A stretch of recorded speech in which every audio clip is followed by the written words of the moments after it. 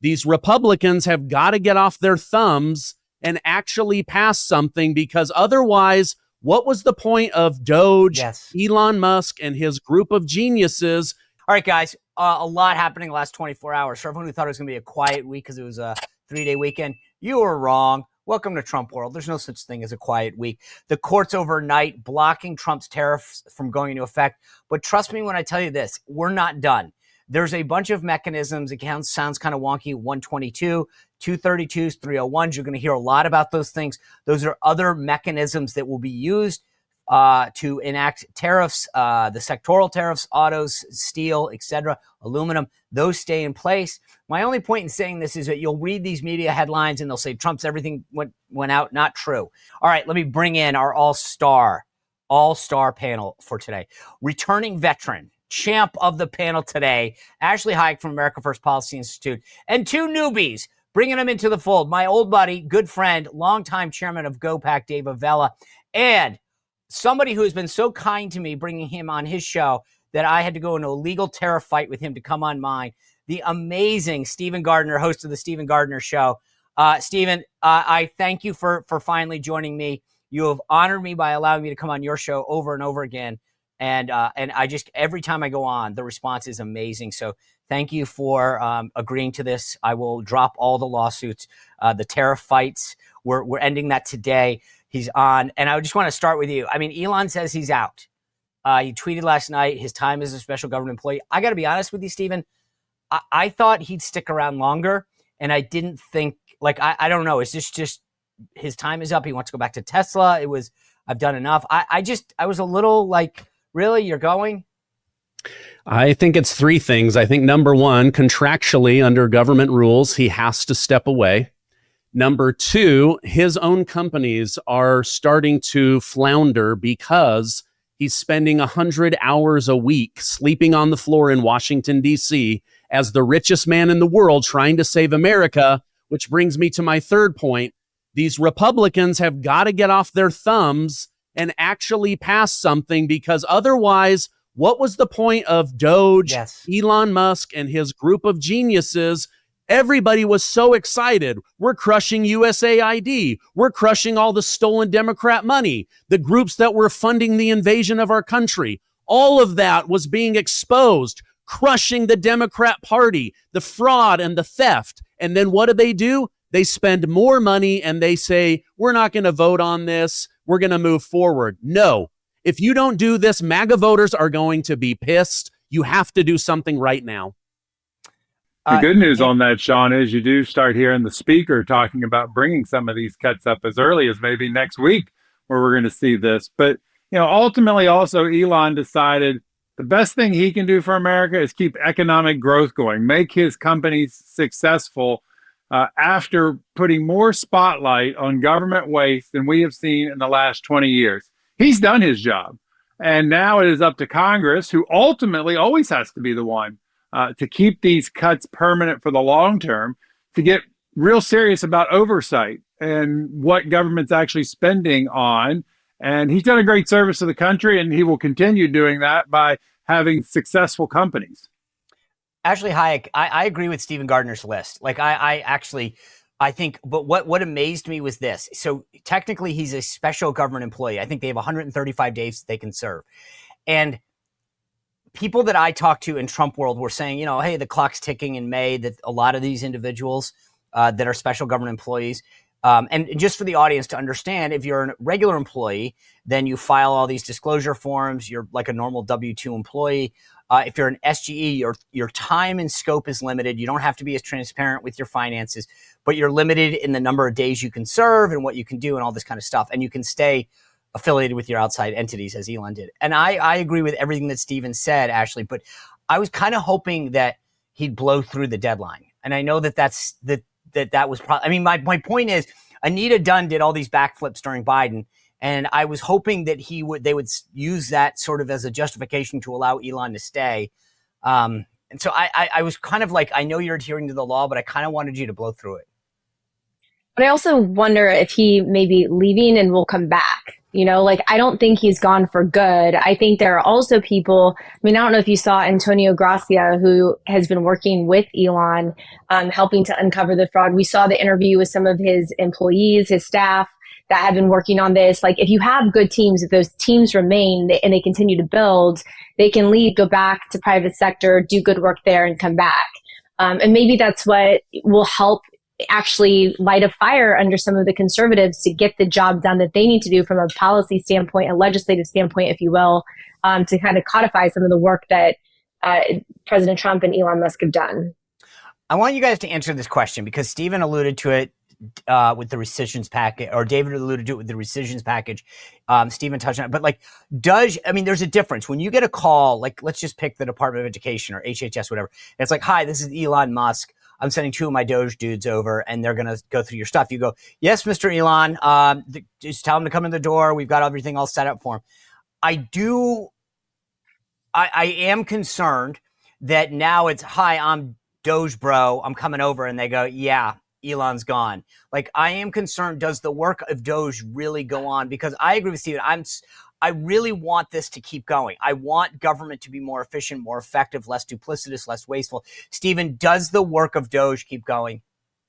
I believe that it will. It might take on a different look or a different flavor. Nothing does as well as, the founder of a company, right? Next generation. But I believe that Elon Musk, he had to delegate. He had to set this thing up and then step out of the way. But I believe he's going to continue to consult. However, I will say, as somebody that is on the cutting edge of Twitter and reporting on this, I think, as David alluded to, a lot of this is going to start happening next week because we, the people, are doing a pressure campaign, not because members of Congress are like, yeah, that was really great. We should shut down things that might affect us as well. So I think the people have to keep the pressure campaign going in order to keep the Trump agenda and the Elon Musk work moving forward. I have a little bit of a different perspective. I think that Elon Musk has shown some of the cabinet secretaries what is possible, like what is possible using the technology. And like, for example, I know that some of the cabinet secretaries have asked, like, hey, can DOGE look into this? Can you look into my employees in a certain state? Can you see when they last logged in or swiped into the building? So now that they know what is possible and they're not having to go through the, swampy bureaucrats who are trying to undermine them left and right, they are going to want to continue to use the tools that Elon kind of brought to the team. It really brings up 2 factors here. One, the innovation, and really carrying on what Ashley was just saying, the innovation that it can occur in government. And it does take a cabinet in charge of implementing what Congress passes, that you're looking for new ways to provide government services more effectively and more efficiently. So you got leadership in the cabinet under the president's direction. You got a Congress willing to implement the funds. That's one factor going on here. Here's the second one. It's that in all this talk in Washington about all these cuts are happening, the reality is Congress is still passed a Medicare budget. Let's just take Medicare. That's going to spend $168 billion more than it's spending today over the next 10 years. And what the president ultimately is saying is that we have to start prioritizing our spending. This is not as if government agencies are going to have less money to spend on. Not one cabinet budget is going down. We are simply cutting the rate of growth, which still allows people to do what they need to do in their agencies. We just got to start prioritizing how we're going to spend the money. Yeah, I agree with Stephen, though. If we don't, as people, put the pressure on these guys, it goes. And that's the thing that, David, that you bring up. In Washington, if you have $6 and you ask me for 10 and I give you 8, it's a $2 cut. I mean, this is the most insane place in the world where I'm like, what the heck? You just got $2 more. And you go, yeah, but you cut me too. And you're like, no, you got more. All right, I want to move on because last night, and I want to talk about the angle of this from a different perspective. Last night, I started seeing these headlines. Court overrules, actually it says U.S. courts block Trump from imposing bulk of his tariff. Well, there's 3 sets of tariffs, right? There is the emergency ones that he's gone after a bunch of these countries on, China, the EU, et cetera. There's what they call sectoral, which are industry-specific, autos, aluminum, steel. And then there's the baseline ones that he's doing after. It got rid of the top-line ones because it said, technically, Congress has to do this. And guys, this is the thing. I was the assistant U.S. trade rep. I get it. For the years, the Constitution talks about Congress's authority.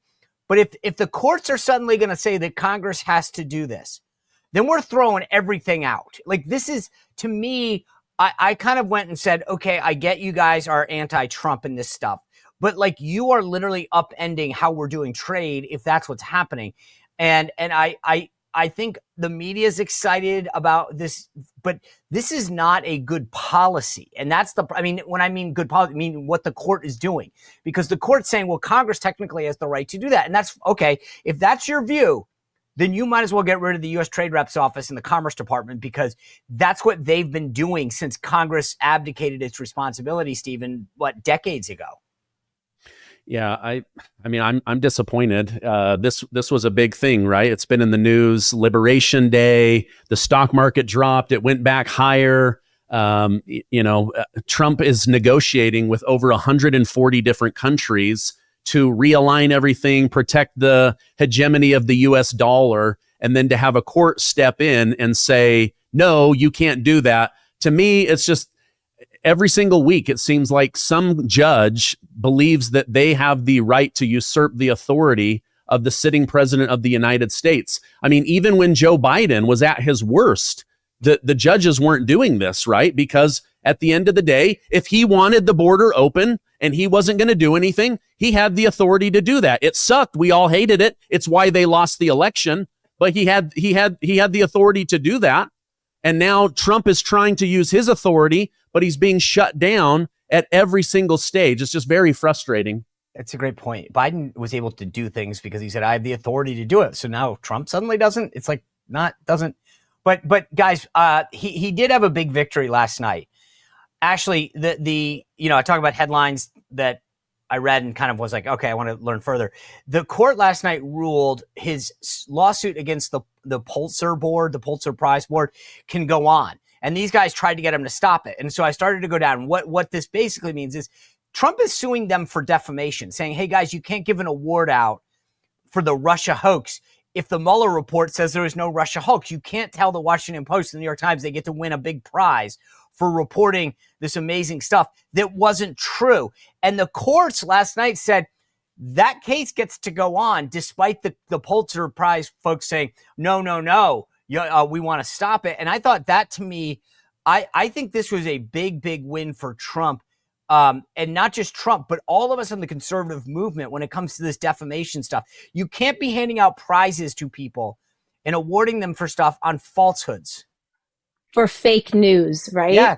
And it's complete vindication for the president. I kind of want to go back to one of the previous points. The left, and it kind of goes to this topic too, but the left has always said, conservatives, the president is a threat to democracy. Yet they use the news media, they use the judicial system when they don't have power in the White House or in Congress to undermine every single thing that this president has tried to do or is doing. And we see this like consistently across the board. In every single thing he's done, there's been more litigation in the first 100 days of his administration. What was it, like 3 or 4 times of what Biden received?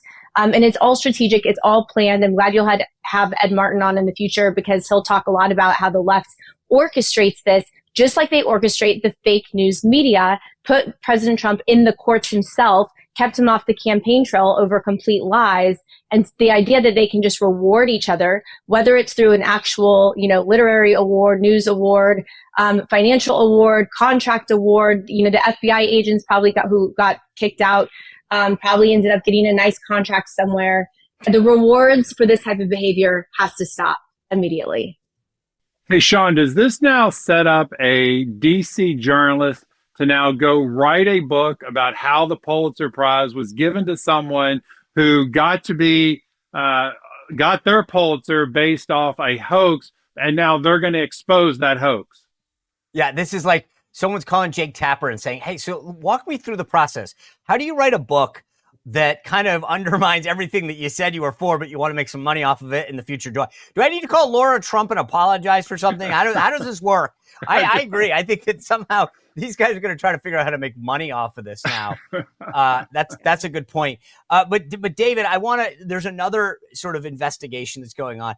House Republican Oversight Committee Chairman James Comr has issued subpoenas for a bunch of the top Biden aides. So Dr. Kevin O'Connor, he was Biden's physician. Neera Tanden, she was the former director of the Domestic Policy Council. You remember, she's that big left-wing activist. Anthony Bernay, he's the former assistant to the president and senior policy advisor to the first lady. That was interesting to me. Annie Tomasi, she's the basically the former deputy chief of staff. And Ashley Williams, she's a former special assistant and deputy director of Oval Office operations. It's a mouthful. But Comr's basically saying, you guys, I want to know who controlled the auto pen, because I want to know whether or not the decisions gets made. Now, here's where I want you guys your take on this. If all they need to do, in theory, is to say, yes, Joe Biden told me to do this or whatever, because thousands, well, I shouldn't say this, probably thousands of actions have probably been taken by previous presidents on the auto pen. People do it. Members of Congress do it. That's just how life works. But I think what Comr's going at is intent.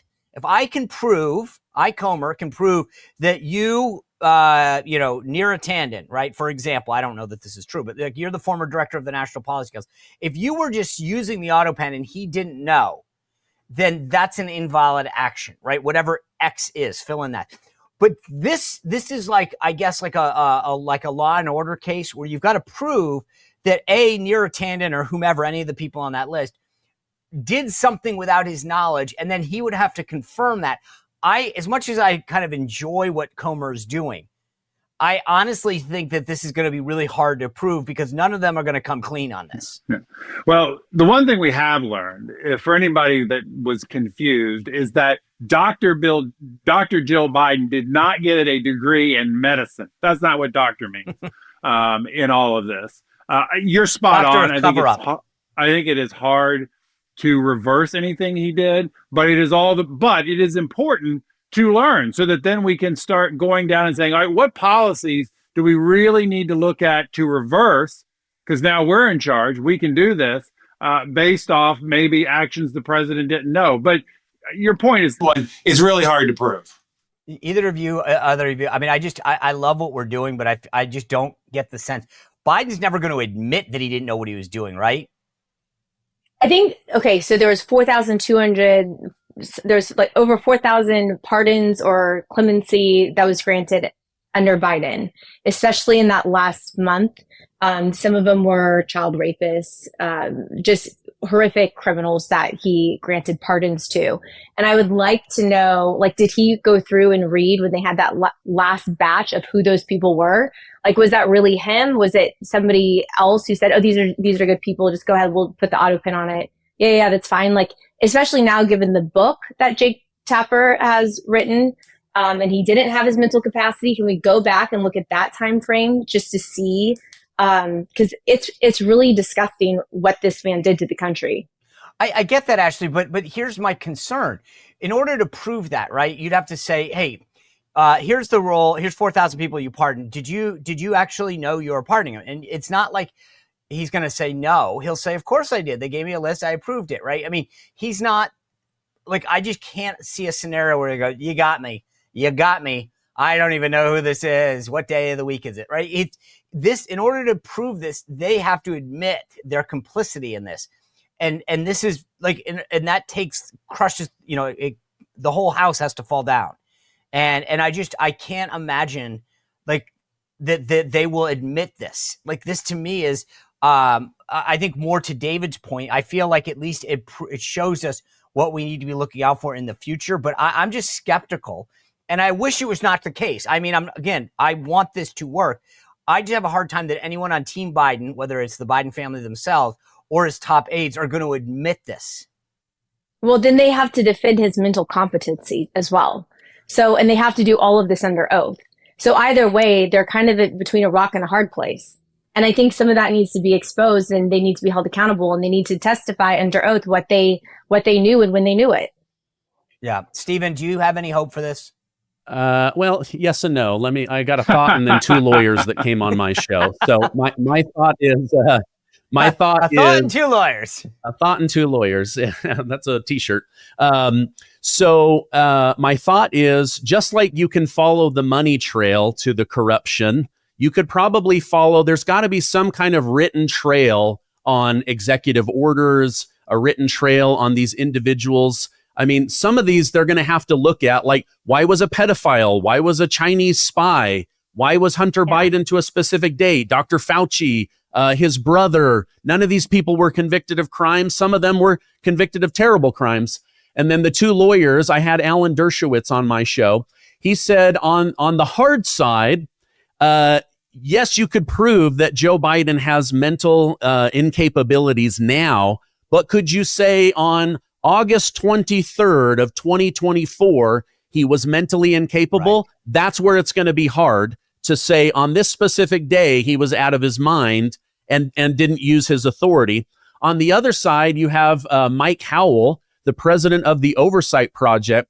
He told me what they're planning to do is individually sue Dr. Fauci and some of these others. Then they'll pull it into court, remove it from the group of AutoPen people to the individual, and then they will drag them through the court. And then the court will have to decide whether that pardon was good or not. So I think we're going to have to see an individual lawsuit. Everyone will have to have their day in court, which means the White House is going to say 99% of these people, it's not worth the government's time. But these 4 or 5 people, we absolutely want the truth. That's where it gives me a little bit of hope.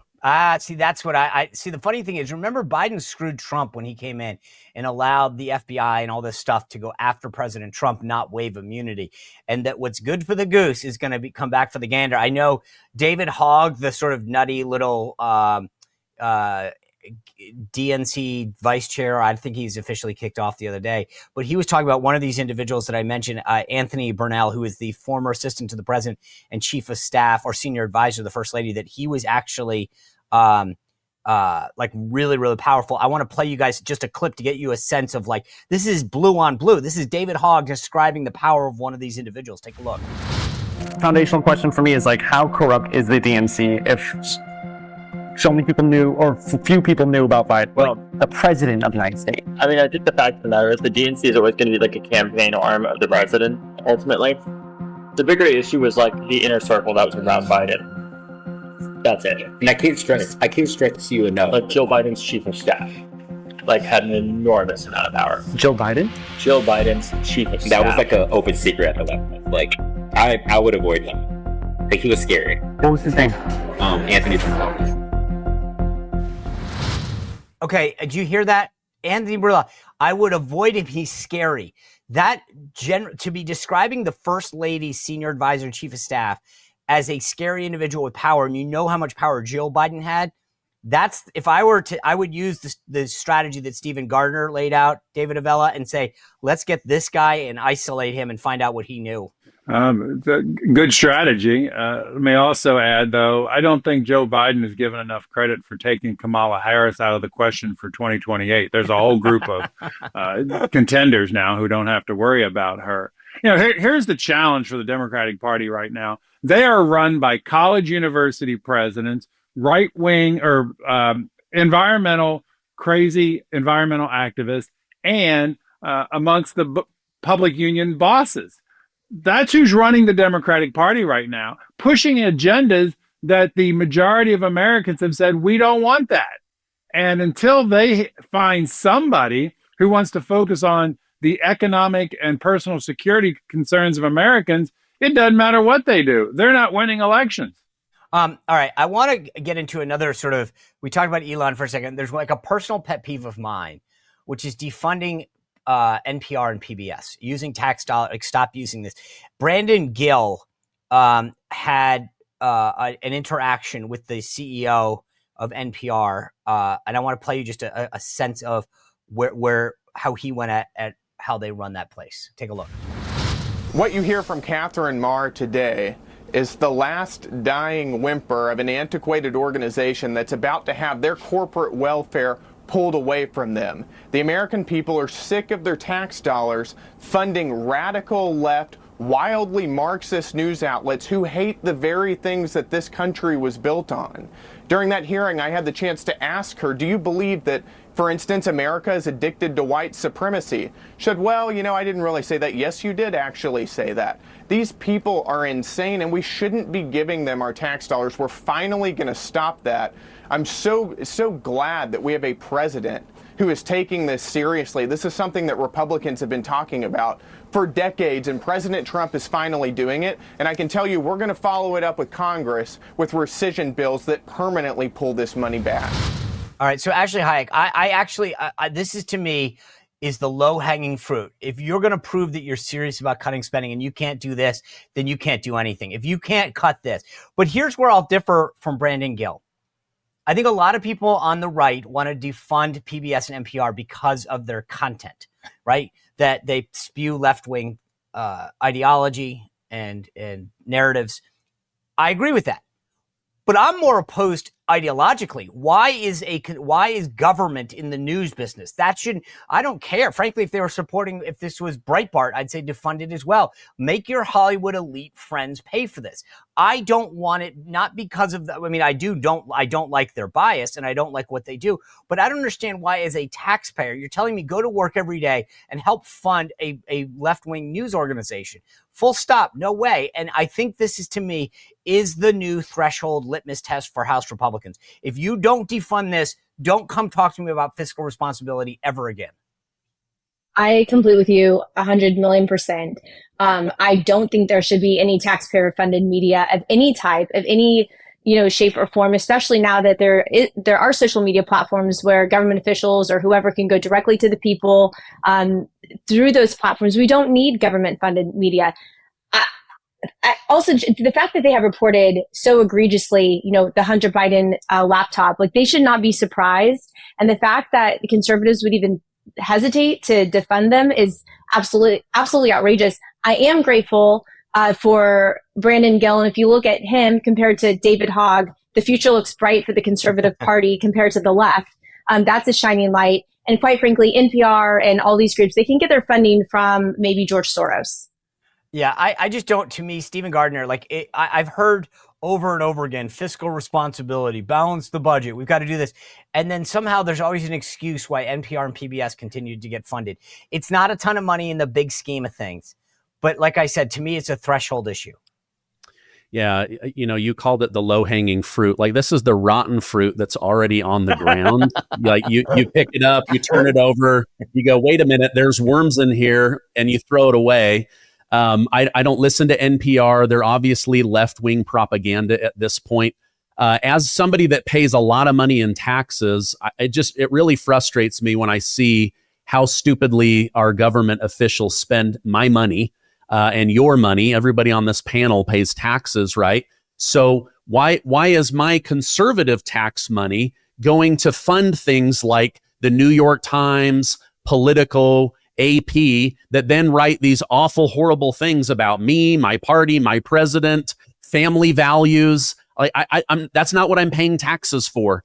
So for me, it's really bothersome. When it comes to PBS, I grew up on Sesame Street, but Sesame Street is not the same. I mean, the Sesame Street I was getting. Stephen, I just want to be clear on this because I've had this fight for years. The Corporation for Public Broadcasting, right? Sesame Street is owned by the Children's Television Network. Big Bird is a millionaire. They licensed that show to PBS. Sesame Street is just a licensed show, the same as the Stephen Gardner show or the Sean Spicer show that we could license to a thing. Big Bird, Oscar the Grouch are millionaires. They make so much money on merch. This is not like some little thing that they do and for the good of the American people. That show makes millions and millions of dollars on licensing deals. And so I find like the Democrat argument all the time, like, you're going to take Sesame Street away. No, you're not. It's a licensed show. It also points out this discussion about the role of the increasing civic journalism, where you do have nonprofits that are funding media outlets to, one, report the news, and two, it may have a slant to the left or to the right. And it all goes to PBS and NPR don't have to go away. They may need to find new funding sources. And of course, many of them would try to make the case, we only get a small percentage of our budget from the federal government. Okay, fine. Then you figured out ways to monetize your networks. Go do that. And let's get the government out of funding it. Right. Speaking of getting the government out of funding, President Trump yesterday really going after Harvard on a multitude of fronts. But there was a clip that got shown to me. You know, this all started because of their anti-Semitic issues on campus. There was a clip of the students in Harvard at their graduation ceremony a year ago, 2024. I just want to play you guys a second of this, because I think that when you look at where the nexus of all this, where it stems from, this is part of the problem. Take a look at their graduation ceremony from 2024. Free Palestine! Free Palestine! Free Palestine! Free Palestine! Ciara thanks her loved ones for supporting her in building a morally consistent and just world. She says, Harvard, divest, free Palestine. Noah Safaria. Noah thanks her chosen family who have supported her during her time at HDS. Her future includes making music and protesting empire. Okay, that's their graduation ceremony. But when you step back and think about it for a second, the entire ceremony isn't about them and their graduation. It's about like turning this into a free Palestine protest movement. One student's talking about what to read, what music to listen to. But this has been basically, and I think this is where the Trump guys, I hope, are coming from, which is this is a top-down problem. The university has allowed this to occur, has actually encouraged this thought and this mindset. People, if you're educated and you don't remember what happened in October, that Israel was attacked, unprovoked, killing innocent people, taking innocent people hostage, then I question your actual teaching methods at Harvard. The idea that these kids, this university, these professors have allowed this thought to occur explains the problem, Ashley. This is the problem to me. And I think I don't want my tax dollars funding this kind of pervasive thought. Well, these elite institutions have major, major problems. First of all, if you go back to COVID, when the students were locked out of the classrooms, I'm sure you have some students who are now, oh, good, I get to go finish my education, only to not be allowed to go to class because there are protests that are taking place, preventing them from getting into their classrooms. They've allowed this corrupt culture to take place. Now those kids are, leaving the institutions after getting millions of dollars in taxpayer funding to have tons of student debt. And it's like this, the entire elite higher education institutions are completely corrupt, and they are not serving the students and doing what they're originally intended to do. And so until there's a complete overhaul, and I credit Linda McMahon for everything that she's doing and taking on these issues along with President Trump. I mean, Harvard needs to take a page from Columbia book, back down and start making some negotiations, because this isn't working. This is an 80-20 issue. Yep. 80-20 issue. In Ohio, the left is trying to qualify a ballot initiative to restore DEI. Please put that on the ballot for 2026. I would love to campaign on that issue, because you're going to continue to lose. Stephen Gardner, president yesterday in the Oval Office, kind of making this point about Harvard. Take a listen to how he framed it. Do it.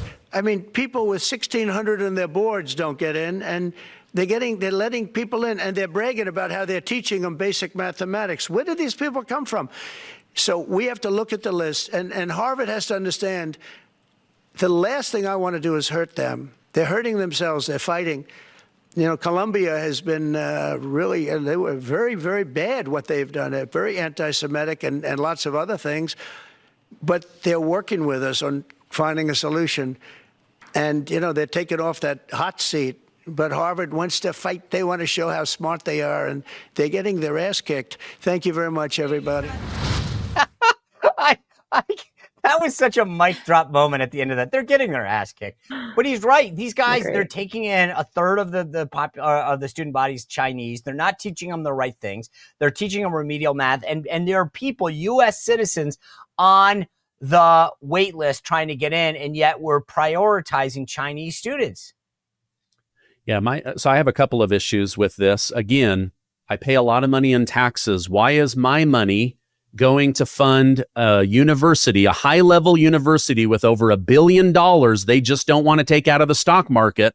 Why does my money have to supplement them so they can stay in the stock market? Number two, they're just teaching left-wing ideology, woke stuff, DEI, teaching that white men are bad and black lesbians are at the bottom of the food chain. Like, I don't want that being taught. And then number three, How come Americans can't get into this elite university because you guys are so desperate for cash? You have to keep bringing in all of these foreign people. So my money is actually subsidizing foreign nations getting a better education than American citizens. All of those reasons bother me. Feels like the end of a Shark Tank. For all those reasons, I'm out. And I kind of, David Avella, I agree with Stephen on this. I'm like, why are we end up subsidizing these universities? They're allowing like a third of the class to come from China. And he's right. It's always about the money because they'll pay full fare. But you've got, it's all tethered back to the CCP. So we're literally being like, hey, do you want to be trained by the best in the business to learn how to beat us in the future? Let's have you come to Harvard. We'll train you. And then you get to go back to China. So then you eventually can come try to, use unfair trade practices, help build up your military to attack us or to threaten us. Like, how stupid are we? Well, Sean, you may remember I'm on the board of governors for Shepherd University, Notre Dame on the Potomac River. So I do have a little insight into this funding that's going on at universities, particularly the elite versus the small schools and the battle that they're facing just to stay in existence. But think about this for a second. In the last 4 years, the elite universities have taken more money from foreign governments than they did in the previous 40 years. And the biggest recipient of foreign dollars? Harvard University. And they're not even reporting taking the money. In fact, the University of Penn is under investigation right now by Linda McMahon and the Department of Education for not reporting the foreign government money that they're taking. And Americans ought to know how much money these universities are taking from foreign governments. Because to think it doesn't have an impact, it does have an impact. And we should know that. And that ultimately universities have to be giving kids an education that prepares them to go out into the workforce. And so often, many of these programs are far from that. Yeah, actually, Marco Rubio is targeting foreign nationals that he believes. He's basically saying, if you're from China, you're not coming to our country, not just with Harvard, but overall. And he's actually starting to say, hey, we're actually going to be a lot harder about who you come into this country. And again, I finally go, why haven't we been doing this? Why haven't we been looking at the people who are coming to our country and figuring out if their motives are good or bad? Well, and I believe the secretary said he's going to be revoking some of those student visas. Yeah. Those, the Chinese students who are coming in, and which I think is a step in the right direction. What a lot of people don't realize, and I'm sure David is familiar with too, they set up these institutes on college campuses to completely permeate all of the education that our kids are receiving to be aligned with the CCP. And it is a complete step back for our country. And it's not doing any service. We wonder why the job force right now, the workforce of these young kids coming into the markets, they can't do anything. And they're checked out and they want to, not show up or show up late. And it's like, it's completely different. And we have to reform this. And I have to give Linda McMahon so much credit and President Trump for making this a top priority. Well, that's smart because, of course, she used to be the chairman of the America First Policy Institute as well, and my former boss at the America First PAC. So let's give Linda all the credit she deserves. I always end Thursdays with the winner and loser of the week. Ashley, you're the veteran here. Who did really well this week? Who didn't? Okay, so Linda McMahon, since I already said it, because she's the best and we love her. And the big loser is Jill Biden, the worst wife and the worst first lady on the planet. God, I did not see. Well, I thought the Linda one coming, but not this. Stephen Gardner, thank you for joining us. Tell me who you thought had a really good week and who the loser is. Well, I thought it was funny that a journalist called President Trump a chicken to his face, saying, did you know on Wall Street, they call you a chicken? Trump always chickens out. The taco trade. And he's like, are you kidding me? I'm a chicken because I'm trying to shut down wars. Are you kidding me? I've been negotiating with some of the smartest people around the planet. Are you kidding me? I'm making America greater. Are you kidding me? Over $13 trillion of committed money, millions of new high-paying jobs, and you're saying I'm a chicken? So Trump is the winner this week in my mind. The loser is the American people because we just lost Elon Musk as the head of DOGE. Oh, good call. Yeah, that's interesting. And by the way, I'm glad you brought up that taco thing. I'm going to have more to say about that later, but I cannot believe of all the guys actually taking on every aspect of the establishment and fighting. And yet they call it, like, I was like, chickening out. No, quite the opposite, you morons. No one else has actually had the guts to stand up like he has for decades. David Avella, your winner and loser. Maine lobster fishermen. Now that the EU is talking about getting rid of tariffs, no tariffs on Maine lobster. Now, if we can get the EU to also cut the tariffs on bourbon, we could have a party here, folks. Next time we get together, this could be a lively show. Those are the winners. The losers, unfortunately, it is the Minnesota Timberwolves ousted yesterday by the Indiana Pacers in their fight for going to the Oklahoma Thunder, going to the NBA championship. The Pacers hopefully will win tonight because anyone who beats, I once the Celtics got knocked out, I gave up. I was like, oh, it's baseball season, it's over. All right, my winner of the week is crypto and AI. I think watching JD Vance give that speech in Vegas realized that this MAGA movement was smart enough to realize that both of these issues are the future. And if we handle them right, we can win a segment politically that the left is ignoring or hostile to. And so I think, to me, how they handled AI and that. And my loser of the week, I'm surprised this didn't come up, Brigitte Macron. The idea, I'm sorry. Look, and I everybody made jokes about this. And there is something funny about it. I get that. I'm not going to try to pretend I didn't have that same view. But I'm sorry. After years of people talking about how women should be treated, how we should treat each other, how denouncing violence, the idea that she pushed him there and that they're playing this off as a playful fight. Look at his face afterwards. That's not how people react when they're having love taps. And so I think that she really is a loser. And I wish that there were more people that called it out and said that's not acceptable. If that was Macron going after his wife, he would have been demonized throughout the world. She should be demonized by that. More people should be calling it out because it's not right.